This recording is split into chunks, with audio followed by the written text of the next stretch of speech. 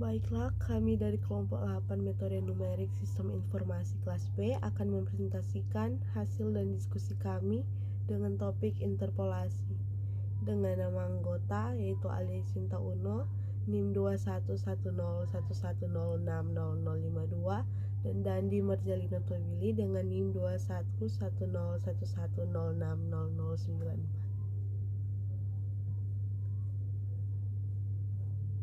Interpolasi dan ekstrapolasi itu adalah menebak nilai data dengan memperhatikan data-data yang sudah diperoleh. Contohnya seperti ada data pengukuran yang menunjukkan hubungan antara beban yang diberikan kepada sebuah papan penumpang dan waktu yang diperlukan hingga penumpang patah. Jadi untuk mengetes kekuatan, interpolasi dan ekstrapolasi, bedanya diisi interpolasi itu teknik mencari nilai suatu variabel yang hilang, sedangkan ekstrapolasi itu di luar rentang. Jenis interpolasi ada macam-macam. Yang pertama interpolasi linier, kemudian ada interpolasi kuadrat, ada interpolasi Lagrange. Interpolasi linier sesuai namanya, maka interpolasi ini menggunakan titik-titik antara dua buah titik dengan menggunakan garis lurus. Pendekatan yang kita gunakan adalah pendekatan persamaan garis lurus yang melalui dua titik. Kesimpulannya, semakin lebar titik yang diambil, peluang terjadi kesalahan pasti semakin besar karena kita menggunakan interpolasi. Interpolasi linier ini adalah sebuah persamaan garis lurus, tapi persamaan garis lurus ini bisa kita buat lebih sederhana. Bagaimana bentuknya bisa kita sederhanakan menjadi PIX sama dengan 0 ditambah AIX dikurangi X0. Ini yang disebut dengan defeat to difference atau selisih terbagi. Sehingga di sini nolnya adalah fx0, sedangkan a1-nya adalah selisih antara fx1n, fx0 dan x1 terhadap x0.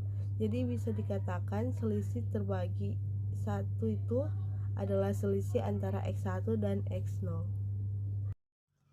Interpolasi kuadrat. Interpolasi kuadratik dilakukan bila plot datanya mendekati fungsi kuadrat. Berbeda dengan interpolasi linier yang hanya melibatkan dua titik, x1 dan x2. Interpolasi kuadratik melibatkan tiga titik. Solusi SPL menjadi bentuk interpolasi kuadratik yang diinginkan.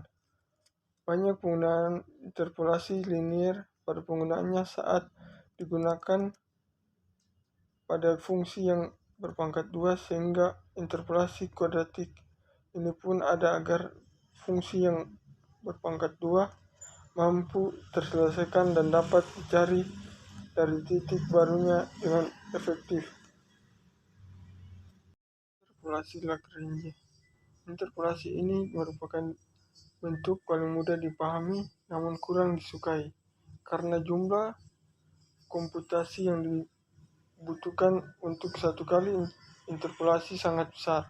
Interpolasi ini adalah salah satu formula untuk interpolasi berselang.